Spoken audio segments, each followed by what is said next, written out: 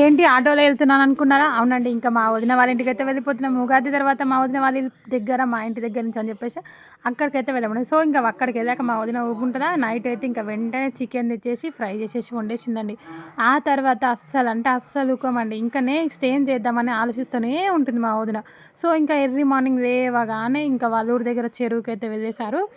పెద్ద చేపలు ఒక దగ్గర 6 కేజెస్ వరకు చేపలైతే తీసుకొచ్చేసారండి. నైట్ అయితే చికెన్ అండ్ వైట్ రైస్, పెరుగు దీనితోటైతే ఏం చేశామండి, ఇంకా మార్నింగ్ వెంటనే చేపల కీలింగ్ అయితే మొదలుపెట్టేసాడండి మా అన్నయ్య.